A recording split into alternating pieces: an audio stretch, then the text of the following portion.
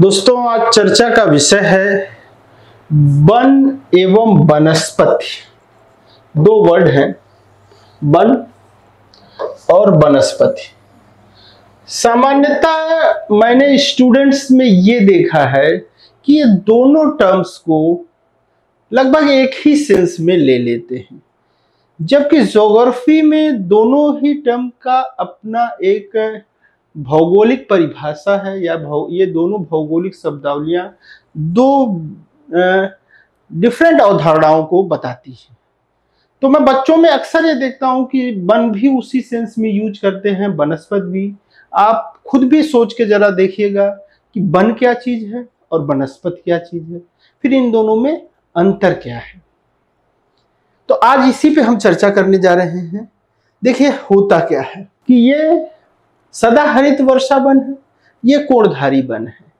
तो वन बहुत सारे सुने होंगे आप, अमेजन वन, कांगो वन, इस तरह से कई वनों के बारे में आप सुने हैं। लेकिन जब आप सुनते हैं कि वनस्पतियां क्या चीज है, तो अक्सर आप सोच लेते हैं वन ही वनस्पति है। दोनों ही एक डिफरेंट शब्दावलियां हैं, थोड़ा सा समझ के रखिए। वन और वनस्पति,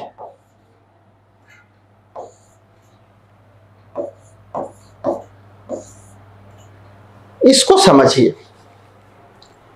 ये होता क्या है, ये विस्तृत भौगोलिक क्षेत्र है। ये क्या है? विस्तृत भौगोलिक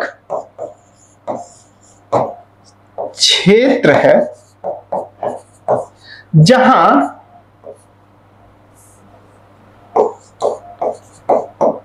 वृक्षों की सघनता पाई जाती है।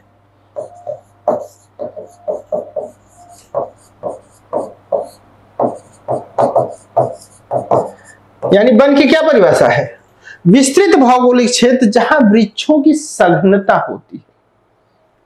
यानी एक बड़ा सा एरिया जहां पे बहुत ही सघन वृक्ष पाए जाते हैं, उसे हम लोग क्या कह देते हैं? वन कह देते हैं, फॉरेस्ट कह देते हैं। लेकिन वनस्पति क्या चीज है, यही समझिए। ये वनस्पति क्षेत्र से कोई मतलब भौगोलिक क्षेत्र से कोई मतलब नहीं है। इसका संबंध जलवायु से होता है। किससे होता है? जलवायु से। अक्सर जब मैं बच्चों से पूछता हूं कि वनस्पति क्या होती है, तो कहते हैं वन में जो अपने से पैदा हो जाए वो वनस्पति है। यही नॉर्मली प्रश्न, मतलब इस प्रश्न का उत्तर आता है। तो यहां मैं क्लियर करना चाहता हूं कि ये नहीं है। यहीं पे अब ये बताऊं कि गेहूं भी एक वनस्पति है, अंगूर भी एक वनस्पति है, आम भी एक वनस्पति है। यानी कि सब कुछ वनस्पति है। कभी कभी बच्चे ये बोलते हैं वनस्पति को कि छोटे छोटे जो पौधे होते हैं वो वनस्पति होते हैं, और जो बड़े बड़े वन होते हैं वन हो जाते हैं। मतलब होता क्या है कि जब किसी चीज को कोई बताया नहीं है, तो बच्चे अपने से एक अनुमान लगा लेते हैं और उसी अनुमान के सहारे उस वर्ड को समझते हैं। इसी बात को दूर करने के लिए मैं भौगोलिक शब्दावलियों पे खूब चर्चा करने जा रहा हूं। आगे चल के आप अगर जाएंगे तो अब यहाँ पे YouTube पे सारी चीजें तो नहीं दे पा रहा हूं, इसलिए मैंने ऐप पे जो जियो वर्ड एकेडमी का ऐप है उसे डाउनलोड करिएगा। तो वहां पे इसके बहुत सारी सीरीज ही हैं कि वन वनस्पति में क्या अंतर है, डेल्टा एस्चुएरी में क्या अंतर है, या जयमंडल रिजर्व और राष्ट्रीय पार्क में क्या अंतर है, पर्वत पठार मैदान में क्या अंतर होता है। ये हर चीजों की एक भौगोलिक शब्दावली है, तो सबकी एक निश्चित परिभाषा है। होता क्या है कि बच्चों को जब बताया नहीं जाता है, तो बच्चा अपने से उसकी एक परिभाषा बना लेता है और उसी सेंस में उसको समझता है, जबकि वो गलत समझता है, प्रायः मैं देखता हूं। तो इसीलिए मैं इस पे चर्चा कर रहा हूं। यानी वनस्पति का संबंध किससे है? जलवायु से है। अब देखिए परिभाषा क्या है, उसको लिख लीजिए। किसी निश्चित जलवायु क्षेत्र में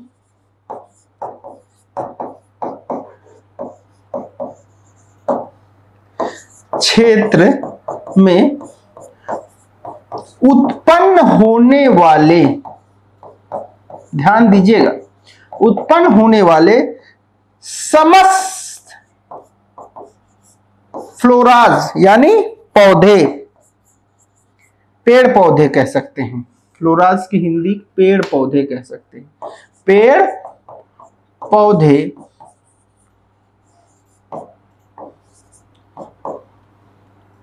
उस जलवायु क्षेत्र की वनस्पति कहलाते हैं।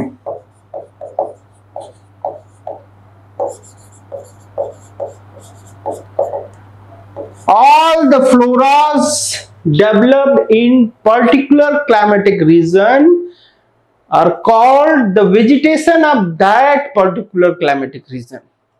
यानी किसी निश्चित जलवायु क्षेत्र में जितने भी पेड़ पौधे उत्पन्न होते हैं, जैसे हम लोग यूपी के रहने वाले हैं, यहाँ गेहूं होता है, यहाँ पे सरसों होता है, यहाँ आम होता है, यहाँ महुआ होता है, यहाँ घास होता है, यहाँ मोथा होता है, ये सब हमारे यहाँ की वनस्पति है। अब तो समझ गए ना। अब वन क्या है? एक क्षेत्र है जहां पे वृक्षों की बहुत सारी सघनता होती। तो यानी हर जलवायु की अपनी एक वनस्पति है। जैसे हम अगर यूरोप में चले जाएं, पश्चिमी यूरोप तुल्य क्षेत्र है, तो वहां पे उसकी एक वनस्पति है। आप अगर उपध्रुवी क्षेत्रों में चले जाएं तो वहां कोड़धारी वन पाए जाएंगे, वो वहां की वनस्पति है। तो जैसे सिर्फ कोड़धारी नहीं, और भी घासें भी होंगी, बहुत सारे और झाड़ियां भी होंगी, वो भी वहां की वनस्पति, बहुत सारी फसलें भी वहां होंगी, वो वहां की वनस्पति। तो वनस्पति किसका संबंध सीधा किससे है? जलवायु से। यानी एक निश्चित जलवायु क्षेत्र में जितने भी पेड़ पौधे उत्पन्न होते हैं वो उस क्षेत्र की वनस्पति है। तो मैं समझता हूं इस बात को बहुत क्लियरली आप समझ चुके होंगे कि वन और वनस्पति में क्या अंतर है। अब एक बात और समझाता हूं, जब बात आ ही गई है। वन को जैसे इंडिया के रेस्पेक्ट में अगर मैं देखूं तो यहां पे वन घोषित करने का अधिकार राज्य सरकारों को है, और हर राज्य सरकार ने वन घोषित करने के अलग अलग क्राइटेरिया बना रखी है। कोई इतना क्षेत्रफल होना चाहिए तब वन है। यहां तक कि आपको यह भी बताऊं कि इंडिया में कोई जरूरी नहीं कि वृक्ष ही बहुत सघन हो उसे वन। जिस क्षेत्र में पहले वृक्ष थे अब नहीं है, उसे भी हम क्या कह दिए? वन कह चुके हैं। तो इसलिए एक बात समझिएगा कि वन ऐसा नहीं है कि कोई, इंडिया के रेस्पेक्ट में बोल रहा हूं मैं, कि जो क्षेत्र पहले वन था उसे आप काट डाले हैं तो भी उनके रिकॉर्ड में वन है, वो फॉरेस्ट एरिया है। तो उसके लिए क्या यूज करेंगे? Forest area. अब एक बात और बता देता हूं यहां पे, जब आप वन रिपोर्ट देखते हैं यहां की, ये तो हो गया होगा जिससे मैं खत्म करता हूं। वन रिपोर्ट जब देखते हैं तो एक चीज आता है कुल वनावरण। क्या आता है? कुल वनावरण। और एक आता है वन क्षेत्र, forest area, total tree canopy area, और एक होता है फॉरेस्ट एरिया। दोनों दो होता है। अब तो देखिए सैटेलाइट्स का यूज कर रहे हैं हम लोग। कुल वनावरण यानी टोटल ट्री कैनोपी एरिया जब होती है तो उसमें क्या है, हमारे पार्क भी आ जाएंगे, हमारे बगीचे भी आ जाएंगे, हमारे सड़कों के किनारे जो पेड़ पौधे लगे हैं उनका भी क्षेत्र आ जाता है। वो कुल वनावरण क्षेत्र है, टोटल ट्री कैनोपी एरिया उसको बोलते हैं इंग्लिश में। अब वन क्षेत्र मतलब जिसे हमने वन घोषित किया है, वो क्षेत्र का क्षेत्रफल उसमें वन क्षेत्र आता है। तो दोनों डेटा में डिफरेंस होता है। कई बार स्टूडेंट्स पूछते हैं sir total tree canopy area और फॉरेस्ट एरिया क्यों डिफरेंट दिखा रहा है? तो मुझे लगता है ये भी बात छोटी सी बात है, लेकिन आप समझ चुके होंगे कि टोटल ट्री कैनोपी एरिया जो होती है वो उसमें क्या है कि सैटेलाइट इमेज से हर जगह का मतलब कोई बगीचा बहुत बड़ा है या किसी का सड़क के किनारे बहुत सारे वन है, मतलब पेड़ पौधे हैं, सघन है, उसकी भी एरिया इंक्लूड होती है। जैसे आजकल सामाजिक वानिकी कार्यक्रम चल रहा है, ये भी बहुत इंपॉर्टेंट टॉपिक है, इस पे भी ऐप पे जाएंगे, मतलब इस पे भी है आपका लेक्चर कि सामाजिक वानिकी कार्यक्रम क्या है, कृषि वानिकी कार्यक्रम क्या है, ये सब वन से रिलेटेड, या वन विनाश क्या है। अपने आप में एक बहुत अच्छा टॉपिक ये भी है, टर्म ये भी है कि वन विनाश क्या चीज है, वन विनाश क्या चीज है, डिफॉरेस्टेशन क्या है। ये मेंस में अक्सर आता है, जीएससी मेंस में भी आ सकता है, कहीं भी आ सकता है।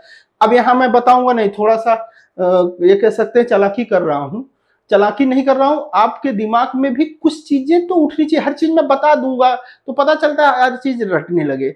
एक होता है ना कि आप अपनी अवेयरनेस को खोलिए। मैं ये बता देता हूं कि जो आप जानते हैं वन विनाश, आप क्या जानते हैं? वनों का कटना वन विनाश है। सामान्यतः जो सामान्य स्टूडेंट होते हैं वो यही जानते हैं कि वनों का कटना वन विनाश है। ये वन विनाश नहीं है। वन तो काटने चाहिए भाई, वन है तो उसको हम अपने उपयोग में काटेंगे।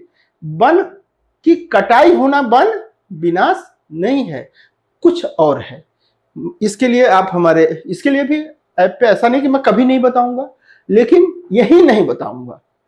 इसलिए नहीं बताऊंगा कि थोड़ा देर आप भी सोचें, क्योंकि हर चीज जब बता देने से क्या होता है कि आपकी सोचने की क्षमता नहीं, केवल आप याद करने की भूमिका में आ जाते हैं, रटने की भूमिका में आ जाते हैं।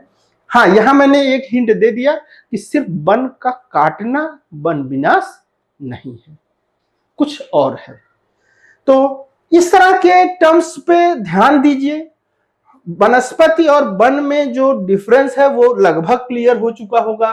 देखिए यहाँ पे अलग अलग वनस्पतियां अलग अलग क्षेत्र की हैं, यहाँ पे अलग अलग वनस्पतियां अलग अलग क्षेत्रों की हैं, ये सब अलग अलग क्लाइमेट की वनस्पतियां हैं।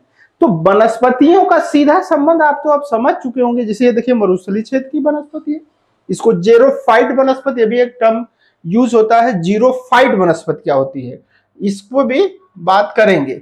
मरुद्भिद वनस्पतियां, मरुद्भिद वनस्पति हिंदी में भी अक्सर वनस्पति, हिंदी में भी अगर अक्सर जेरोफाइट वनस्पतियां यूज करता है। ये क्या होती हैं, इन पे भी इनके दो तीन इंपॉर्टेंट हैं, मैं हिंट दे देता हूं, लेकिन पूरा चर्चा एक्सप्लेन नहीं कर रहा हूं। ये नहीं कहता कि यहीं खत्म हो गई बात इतनी। इनकी क्या होती हैं, जड़ें बहुत लंबी होती हैं, पानी की खोज में जड़ें लंबी होती हैं, जड़ें लंबी होती हैं। पत्तियों की जगह पर कांटे होते हैं,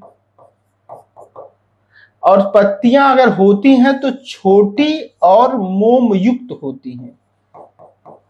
ये क्वेश्चंस आते हैं, तो ये इस क्षेत्र की वनस्पति की विशेषता है, जीरोफाइट वनस्पति। इस तरह से टर्म्स को बहुत अच्छे से समझने की कोशिश करिए, रटने की कोशिश मत करिए, वन लाइनर क्वेश्चंस पे मत आइए, सिर्फ ऑब्जेक्टिव क्वेश्चंस को मत करिए, क्योंकि अब लगभग सारे आयोग जैसे जीआईसी है या जीडीसी है, सब मेंस पे आ गए हैं। किसी दिन जेआरएफ भी हो सकता है मेंस लेने लगे। तो आप अगर सब्जेक्ट पे समझ नहीं रखेंगे, टॉपिक पे समझ नहीं रखेंगे, तो मेंस में प्रॉब्लम आ जाएगी।